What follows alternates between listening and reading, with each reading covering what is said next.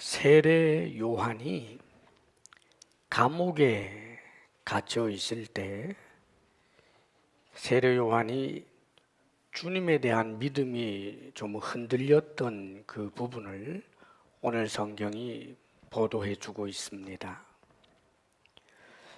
세례 요한, 우리 주님께서 정말 크게 칭찬한 사람인데, 이 세례 요한이 우리 주 예수님이 그리스도이심에 대한 의심을 좀 한 적이 있었다는 말이죠. 그러니까 우리처럼 그저 평범한 사람들이 신앙생활에서 어떤 의심과 흔들림이 일어날 수도 있다는 것, 하나님도 알고 계십니다. 그런데 결국은 세례 요한이 그런 의심들을 극복하고 결국은 하나님의 사람으로 예수 그리스도를 믿는 주의 사람으로 믿음의 길을 완주했다는 사실을 기억해서 우리들도 오늘 이 말씀을 통해서 혹시 우리가 주님을 향하여 가지고 있는 연약한 부분들, 또 주님을 향하여 실족하기 쉬운 그런 여러 가지 잘못된 이론이나 생각들을 온전히 버리고 더욱더 견고한 믿음의 사람들이 되기를 바랍니다. 오늘 18절 보게 되면 요한의 제자들이, 세례 요한의 제자들입니다. 이 모든 일을 그에게 알리니, 즉 세례 요한에게 알렸다, 소문을 알렸다는 말이에요. 예수님께서 엄청난 그런 기사와 표적을 일으킨, 수많은 병자들을 고치고 심지어는 죽은 사람까지 살렸지요. 오늘 누가복음 지난주에 주의 말씀 우리가 함께 나누어 보았습니다만, 나인성 그 과부의 아들까지 죽은 아들을 살렸기 때문에, 그래서 온 소문이 유대와 사마리아 지방에 두루 퍼지게 되었습니다. 예수님에 대한 이 엄청난 소문들을 세례 요한의 제자들이 자신의 스승인 요한에게 예수님에 관한 소문을 이렇게 들려준 것입니다. 그런데 이 소문을 들은 요한이, 그래, 그분은 메시아임이 틀림이 없어 할 것 같은데, 그 소문을 듣고 나서 고개를 갸웃갸웃하는 것입니다, 말하자면. 그래서 그 소문을 전해준 그런 제자들 가운데서 두 사람을 불러서, 세례 요한이 감옥에 있었지만 요한을 감옥에 가둔 이 헤롯 왕이 사실은 요한을 존경도 하고 있고 선지자로서 두려워도 했고, 또 많은 그 백성들이 세례 요한을 선지자로서 믿고 있었기 때문에 사실상 세례 요한을 회유하려고 했지 처음에는 죽이려고 하지를 않았습니다. 그래서 비교적 감옥에는 갇혀 있었지만 세례 요한의 제자들이 찾아와서 만나는 일들이 좀 자유로웠던 것 같아요. 그래서 이 세례 요한의 제자들 가운데 두 사람을 선택해서 나사렛 예수, 우리 예수님에게 보내서 질문을 하게 한 것입니다. 그 질문 내용이 뭐냐 하면, 오실 그이가 당신이십니까? 아니면 우리가 또 다른 일을 기다려야 하는 것입니까? 이것을 가서 물어보라고 그랬어요. 그래서 20절에 보면 이 두 제자가 예수님께 왔지요. 그리고는 예수님에게 질문을 그대로 했습니다. 세례 요한 우리 선생님이 이 질문을 하라고 하셨습니다. 오실 그이가 당신입니까? 즉 메시아가 당신입니까? 그렇지 않으면 우리가 다른 분을 기다려야 되겠습니까? 이렇게 질문을 하는 거예요. 이런 모습을 보면 세례 요한이 예수님에게 당신이 메시아입니까? 아니면 당신도 선지자 중에 한 분이고 또 정말 오실 메시아를 우리가 기다려야 되는 것입니까? 라고 예수님에게 질문을 한 것을 보면 세례 요한이 예수님에 대하여 부정적인 생각을 하는 사람은 결코 아니에요. 예수님이 하고 있는 그 놀라운 일들에 대한 소문을 듣고 또 눈으로 전에는 본 적도 있었겠지요. 그러니까 예수님이 분명히 하나님께로부터 온 분이라는 것은 알지만 그러나 메시아일까? 여기에 대해서는 지금 조금 혼란이 와버린 거예요. 사실 세례 요한은 누구보다도 가장 먼저 예수님이 그리스도라고 증거했던 사람이에요. 복음서들을 쭉 보게 되게 되면 세례 요한이 이런 말을 한 적이 있습니다. 예수님을 보면서 보라 세상 죄를 짊어지고 가는 하나님의 어린 양이다 라고 자기의 제자들 앞에서 그렇게 선언을 합니다. 그리고 나중에 이 세례 요한이 자신의 제자들과 또 유대인들에게 뭐라고 말씀하느냐 하면 내가 이렇게 저 나사렛 예수가 그리스도라고 말하는 데는 그런 이유가 있다. 나를 세례하라고 보내주신 분, 즉 하나님이 내게 말씀하시기를 성령이 누군가에게 임하는 자를 보거든 그가 메시아인 줄 알아라 라고 하나님께서 내게 말씀해 주신 바가 있는데 내가 예수 그리스도를 예수님에게 세례를 베풀고 난 다음에 성령이 비둘기처럼 나사렛 예수에게 임하는 것을 보았다. 그러므로 그분이 바로 내가 증거하니 내 뒤에 오시는 분, 나는 물로 세례를 주지만 내 뒤에 오시는 분은 나보다 능력이 뛰어나서 불과 성령으로 세례를 주실 것이고 나는 그의 신발끈을 풀기에도 합당하지 못하다. 바로 그분이 저 나사렛 예수야. 이렇게 세례 요한이 일찍이 예수님에 대하여 증거한 장본인입니다, 여러분. 하나님의 말씀도 들은 적이 있고 눈으로 보아서 성령이 예수님에게 임하는 것을 본 적이 있었고 그래서 큰 믿음을 가지고 자신의 제자들과 유대인들을 향하여 내 뒤에 오시는 분 내가 그분의 신발의 끈도 감당하지 못한다라고 했던 바로 그분이 저분이야 라고 그렇게 확신 있게 외쳤던 이가 지금 감옥에 갇혀서 예수님을 의심하게 된 겁니다, 여러분. 왜 그렇게 의심하게 되었을까? 메시아 관 때문입니다. 세례 요한이 외치는 그 메시지는 회개의 말씀을 전했죠. 회개하라. 천국이 가까이 왔다. 하나님 나라가 가까이 왔다. 이제 메시아가 오시게 된다. 그런데 그분이 오면 추수 때에 마치 곡간이 쌀은 알곡은 곡간에 들이고 쭉정이는 불에 태우는 것처럼 그분이 와서 심판하시리라. 임박한 하나님의 진노와 심판에 대해서 그는 하나님의 말씀을 전한 사람이에요. 왜 세례를 받으라고 했을까? 즉 회개 받으라는 말이에요. 하나님의 임박한 진노, 메시아를 통하여 온 우주적으로 임하게 될 그 엄청난 하나님의 진노가 곧 있게 되니까 심판주로 오실 그분 앞에서 심판받지 않기 위해서 너희들 죄를 회개하고 세례받으라 그렇게 외쳤다는 거예요. 그러므로 세례 요한은 메시아가 오시면 세상을 금방 심판할 줄 알았어요.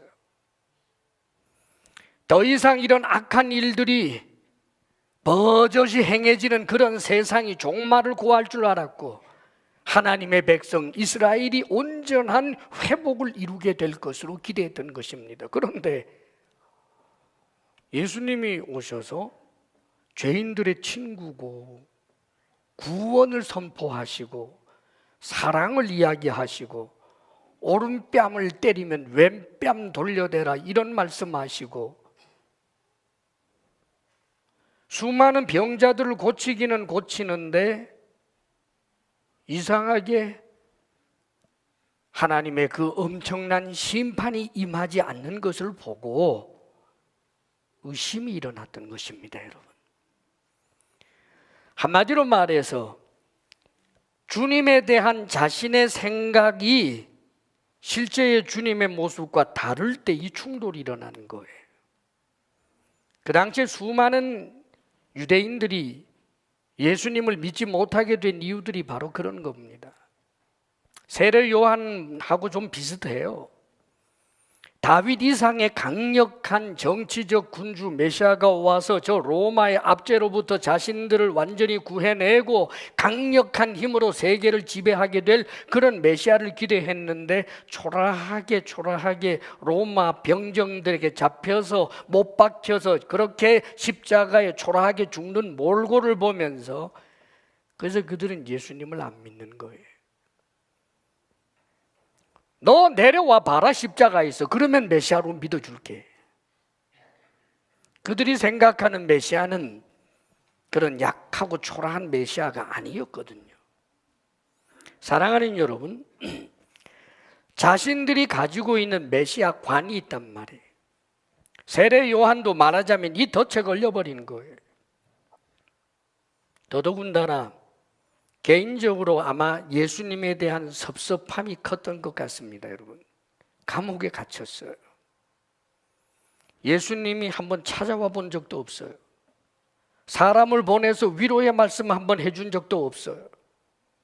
정말 저분이 메시아라면 당당하게 나타나서 세례 요한은 잘못이 없다, 헤롯 세례 요한을 풀어주어라 라고 그렇게 사자후를 좀 토하든지, 수많은 사람들을 동원해서 헤롯을 압제해버리든지, 아니면 전지전능한 그 능력으로 헤롯을 심판하든지 해야 될 텐데, 세상에 자신이 감옥에 갇혔는데 전혀 돌아보는 적이 없다. 그러면서 사랑 이야기한다.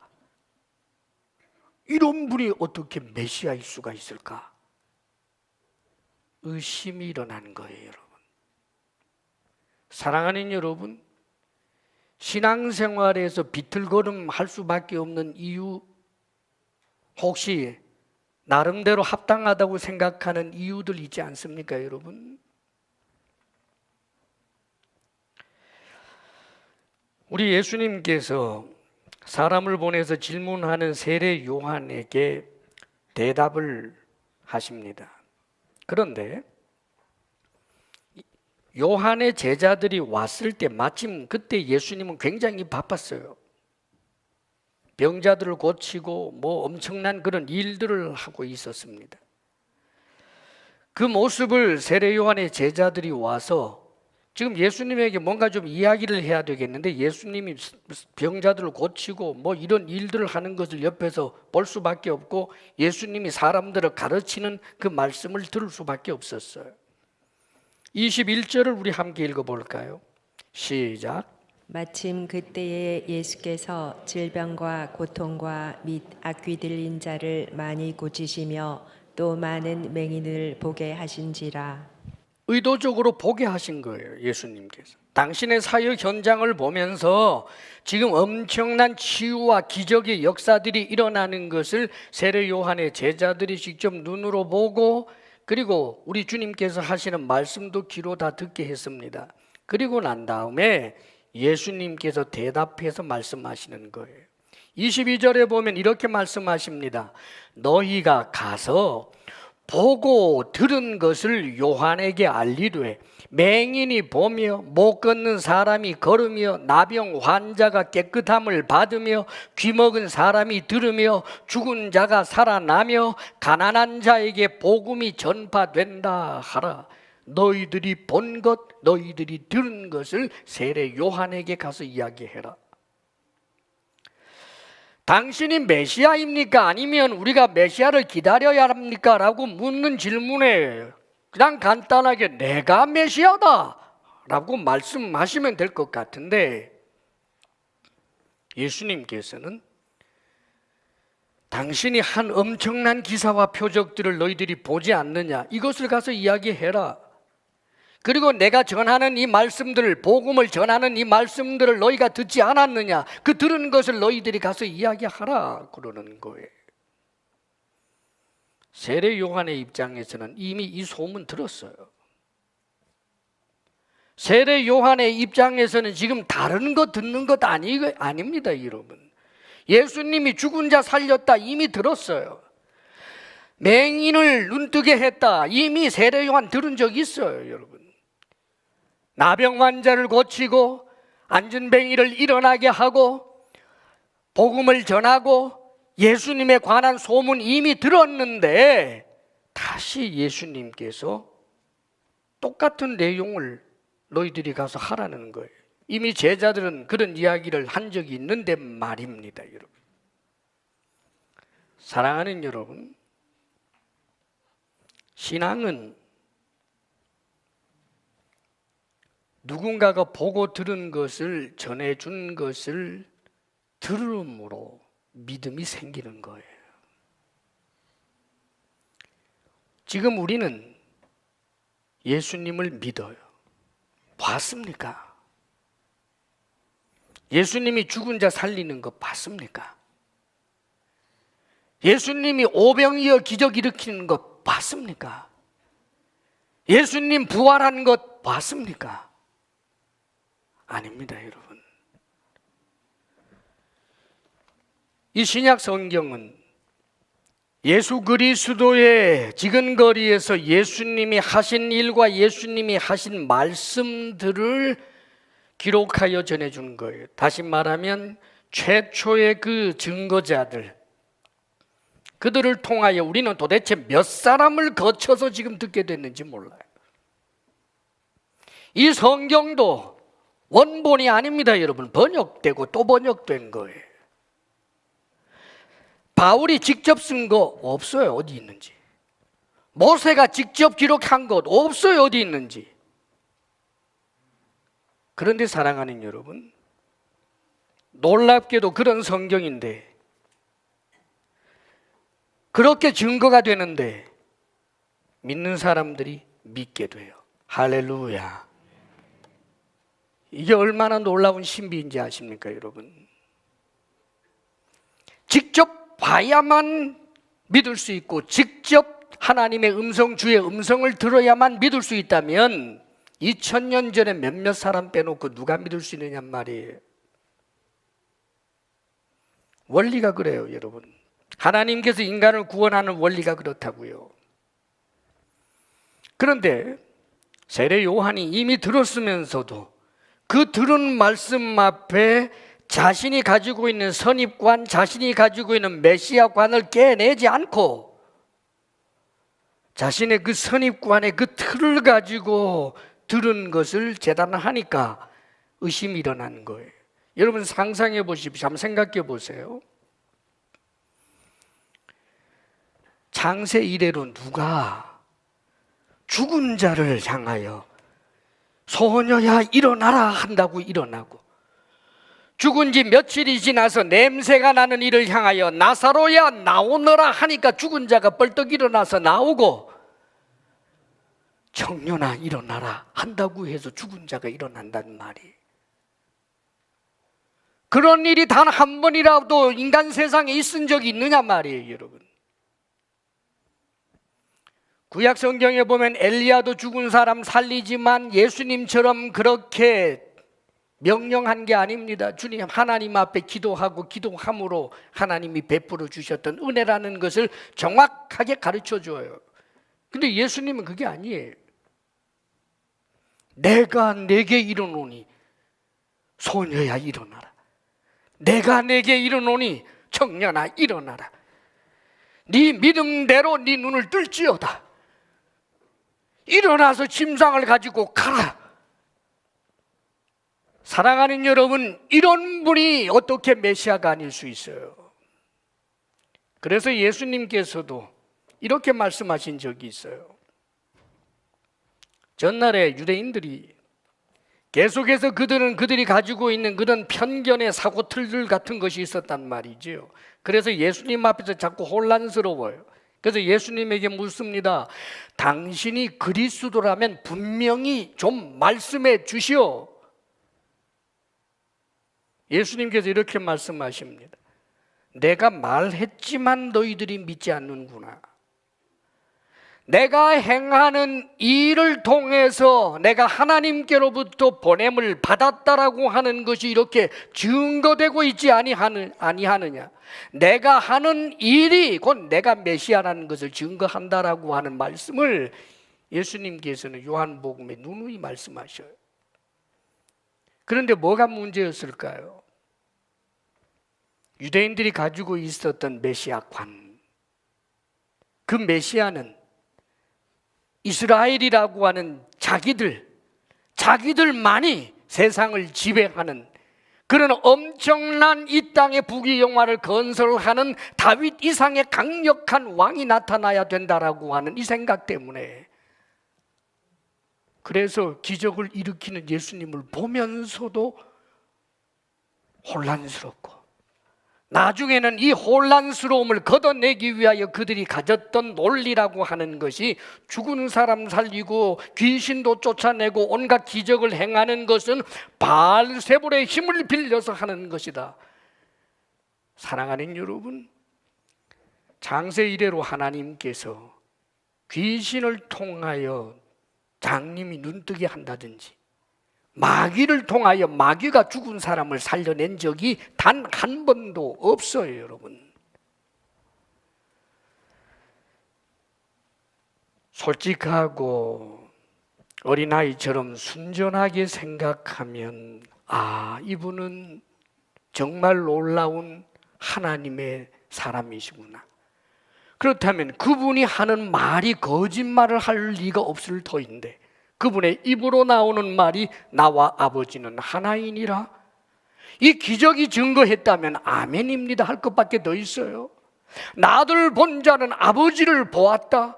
아, 그렇구나. 이분이 눈에 보이는 하나님이구나. 그 기적들이 그 모든 당신이 하는 말씀을 뒷받침해 주고 있지 않습니까, 여러분? 오늘 우리가 예수님을 믿어요. 그런데 여러분, 혼란에 좀 빠지지 마십시오. 예수님을 믿는데 예수님께서 죽은 자를 살리고 온갖 놀라운 이적과 기적을 일으켰다라고 하는 것을 믿는 근거는 이 증거 때문이에요. 나는 보지 않았기 때문에 나는 못 믿겠다. 그러나 나는 예수를 믿어. 논리 모순입니다, 여러분. 그러면 예수님이 거짓말쟁이라는 소리인데, 그런데 얼마나 많은 사람들이 그런 모순에 빠져 있는지 몰라요. 예수님을 4대 성인으로는 믿어요. 예, 윤리적으로 어떻게 이렇게 고상한 말을 하는가? 죽은 자를 살렸다. 웃긴다. 사랑하는 여러분, 예수님을 믿는다라고 하는 것은 양쪽에 이렇게 걸쳐 있는 게 아니에요. 예수님은 희대의 사기꾼이든지 예수님은 정말 하나님의 아들이든지 둘밖에 없습니다, 여러분. 예수님은 정말 훌륭한 인격자이신데 기적을 일으키는 것은 말짱 거짓말이다. 있을 수 없어요.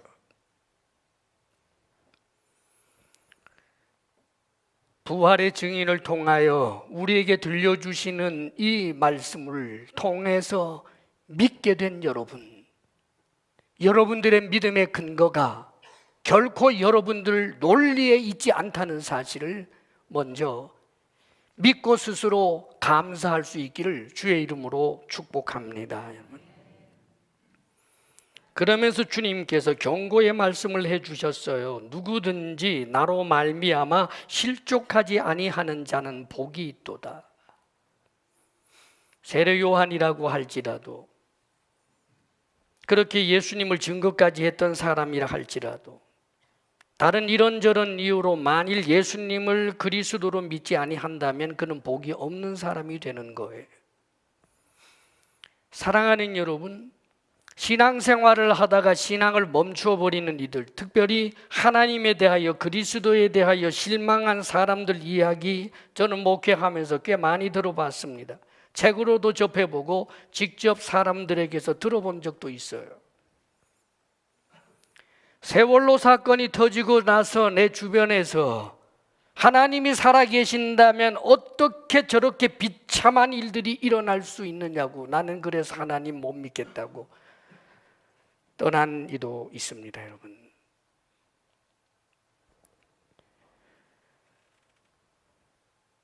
사랑하는 남편이 교통사고로 비명에 가니까 그런 무자비한 네가 하나님일 수 없다라고, 그래서 신앙을 접어버린 분도 있고요.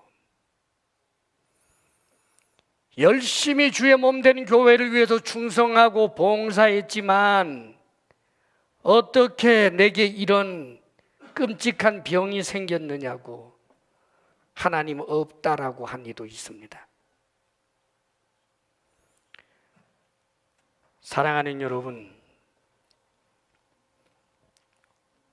여러분을 실족하게 하는, 하나님에 대한 실망감으로 말미암아 실족하게 하는 그것을 붙들지 않기를 주의 이름으로 축복합니다. 여러분, 어떤 분이 성경을 열심히 읽어요. 나는 성경 열심히 읽으면 무조건 좋은 줄 알았어요. 근데 참 기가 막히더구만요. 성경을 열심히 읽더니만 구약에서 나타나는 이 하나님이 어린아이까지 진멸하라고 하는데 도무지 이게 납득이 되지 않는다. 그러면서 나하고 논쟁을 걸어오더라고요.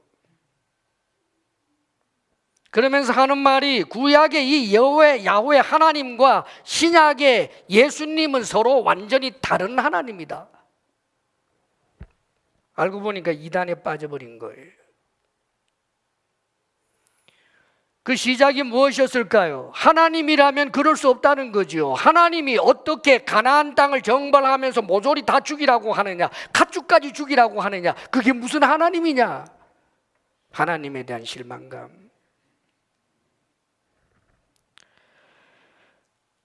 그러나 사랑하는 여러분, 그것은 우리가 하나님을 다 알지 못하기 때문입니다. 그들의 육신의 영혼은 하나님께서 심판의 칼날로 치셨지만, 그러나 그 가운데서 그들의 영혼이 구원받는 이들, 노아 홍수 때 죽었지만 그럼에도 불구하고 그 가운데, 그 영혼들 가운데 구원받은 사람들을 우리는 어쩌면 천국에서 보게 될는지도 모릅니다. 우리가 어떻게 하나님에 대해 다 안단 말입니까, 여러분? 이런저런 이유를 가지고 하나님에게 실망하고 주님을 떠나는 사람들, 복이 없는 사람들입니다. 그런데 여러분, 이제 주님께서 이 사람들이 가고 난 다음에 놀라운 말씀을 하고 계셔요. 24절 말씀 우리 같이 한번 읽어보겠습니다. 시작. 요한이 보낸 자가 떠난 후에 예수께서 무리에게 요한에 대하여 말씀하시되, 너희가 무엇을 보려고 광야에 나갔더냐? 바람에 흔들린 연 갈대냐? 요한이 보낸 자가 떠난 후에 예수님께서 요한에 대해 말씀하십니다. 그런데 극도의 칭찬이었어요. 쭉 읽어보면 선지자 중에 최고, 여자가 낳은 자 중에 가장 큰 자, 그렇게 칭찬하셨어요. 세례 요한의 입장에서 볼 때는 자신이 감옥에 갇혀 있어도 돌아보지도 않는 매정하기 짝이 없고 자신을 그냥 방치하는 분처럼 보았는데, 예수님은 세례 요한을 그렇게 귀하게 여기고 높이 보고 계셨단 말이에요. 우리도 마찬가지예요. 내가 병석에 있을 때 도대체 하나님은 나에게 긍휼을 안 베푸는 것 같아요. 내가 경제적으로 나락으로 떨어질 때 하나님은 나를 방치하는 것 같아요. 내게 일어난 삶의 사건과 문제들을 보게 되면 도대체 하나님은 나를 전혀 보지 않고 외면하는 것처럼 느껴요. 그러나 그렇지 않다고요, 여러분. 세례 요한이 한 일을 알고 있고 그 한 일을 얼마나 칭찬하는지 몰라요.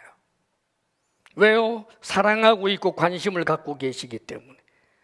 하나님께서는 당신의 자녀들이 이 땅에서 행하는 모습을 보시면서 잘하는 것을 보면 얼마나 기뻐하시는지 몰라요.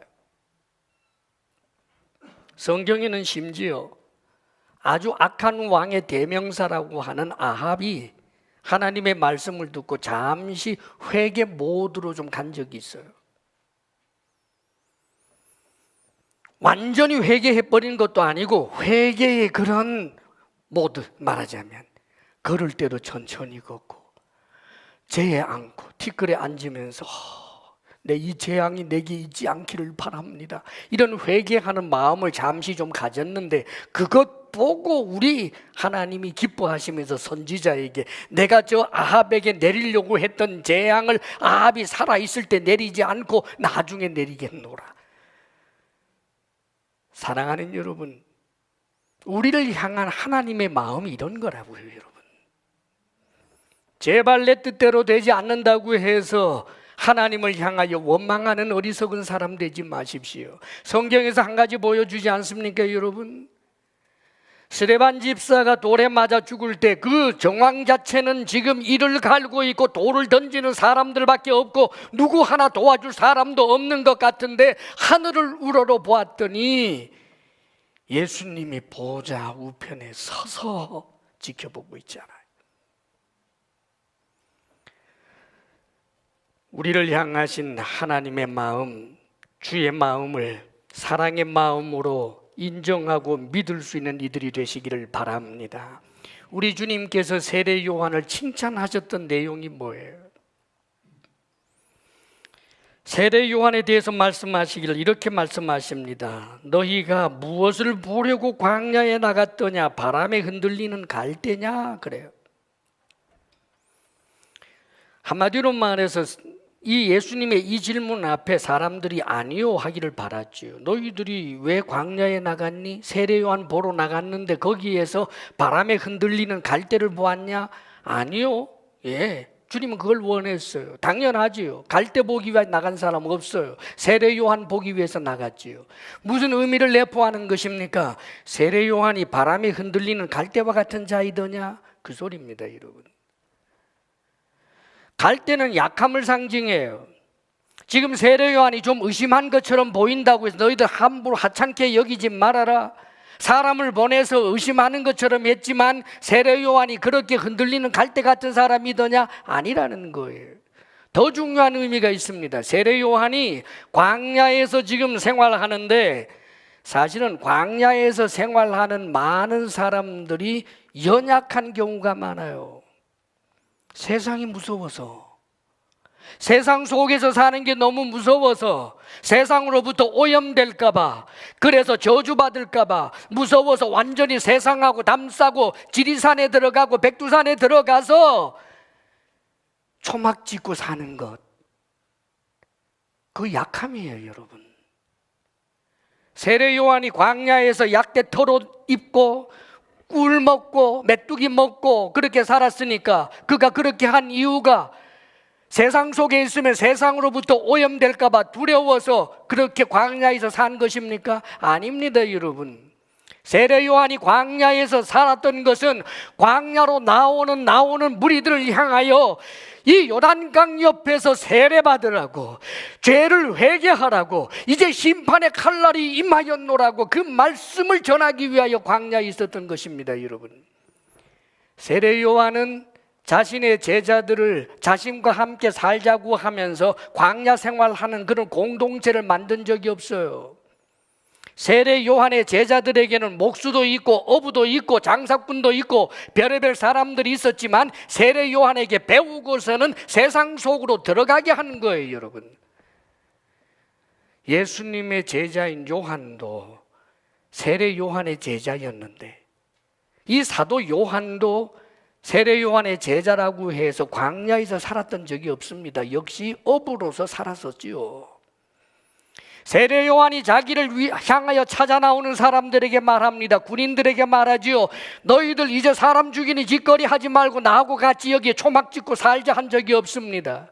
군인들아, 네가 받는 월급을 족한 줄로 여기고 백성들에게 포악하지 말아라. 좋은 군인으로 살아라. 세리들이 옵니다. 세리들아, 그 악한 짓 그만하고 여기 초막 짓고 살자. 그런 적 없습니다. 정당한 세금을 매기는 좋은 세리가 되어라. 다 세상으로 돌려보내요.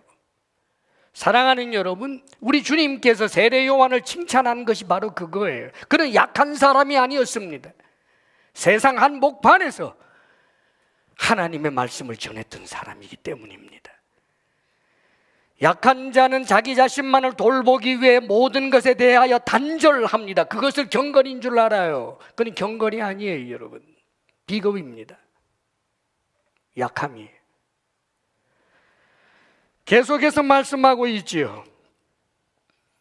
너희가 무엇을 보려고 나갔더냐? 부드러운 옷 입은 사람이냐? 보라, 화려한 옷을 입고 사치하게 지내는 자는 왕궁에 있느니라. 광야에 나간 이유가 부드러운 옷 입은 사람, 세상적으로 출세한 사람, 그 사람 보기 위해서 갔느냐? 세례 요한이 그런 사람이더냐? 그 뜻입니다. 아니죠. 세례 요한은 세상의 권력에 아첨해서 거기에 빌붙어서 세력을 얻고 살아가는 그런 사람 아닙니다. 그 당시 제사장들 다 그랬어요. 로마 당국에 협조하고 거기 빌붙어서 그래서 떨어지는 고물을 먹었던 사람들 아닙니까, 여러분? 그런데 세례 요한은 그런 사람 아니었어요. 지금 그것을 칭찬하고 있습니다, 여러분. 세상 한복판에 있지만 하나님과의 관계만을 생각하면서 세상과 단절하며 살지 아니하고 세상 한복판에서 하나님의 말씀을 전하면서 살면서도 세상의 부귀 영화에 초점을 두고 살지 않았던 그 세례 요한의 모습을 이야기합니다. 그러면서 세례 요한이 무엇을 했다는 거예요? 27절 말씀 우리 함께 읽어봅니다. 다 같이 시작.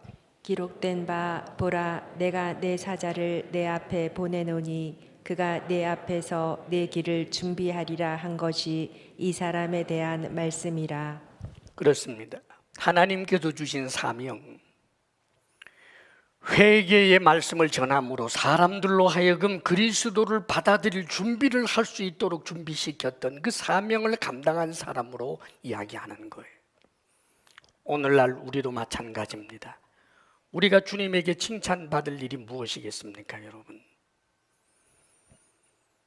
극단적 경건주의로 빠져서 세상과 단절하는 것 칭찬 못 받아요.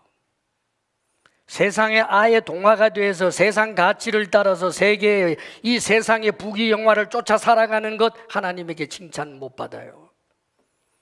사랑하는 여러분, 우리는 이 땅에서 출세할 수 있어요, 여러분. 대통령이 되고 싶으면 대통령도 되십시오. 국회의원이 되고 싶으면 국회의원 되십시오, 여러분. 그러나 삶의 목적이 그것밖에 없다면 칭찬 못 받아요.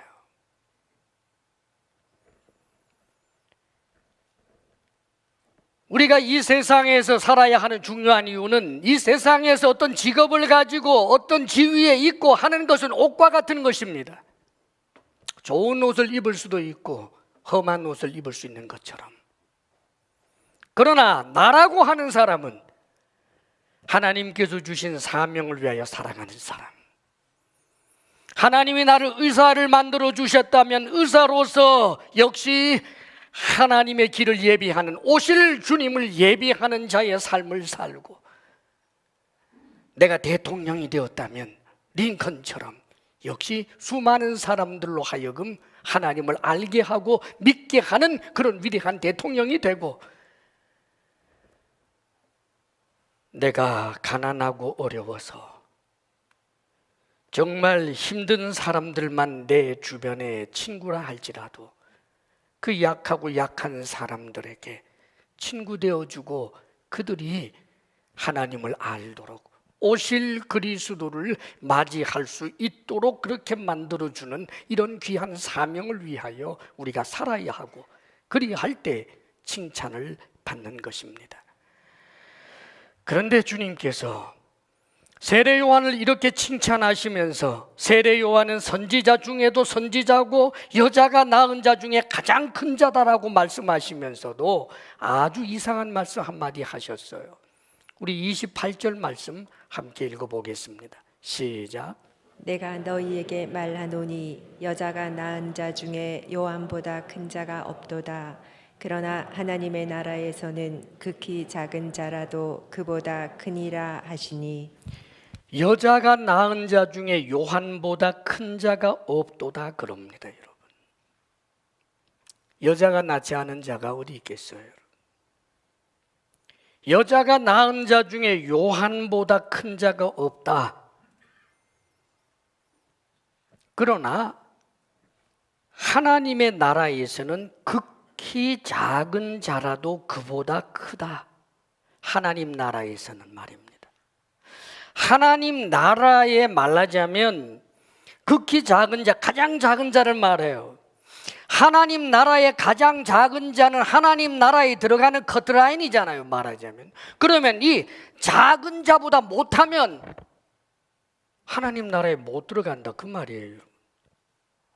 세례 요한 정도 되는 사람이 그가 가지고 있는 율법의 의로는, 그가 행하였던 그의 열심의 의로는, 그가 주님에게 칭찬받을 정도로 엄청나게 땀 흘려 수고하고 목숨까지 내어놓을 정도의 그 열정도, 그것만 가지고는 하나님 나라에는 못 들어간다는 뜻이에요.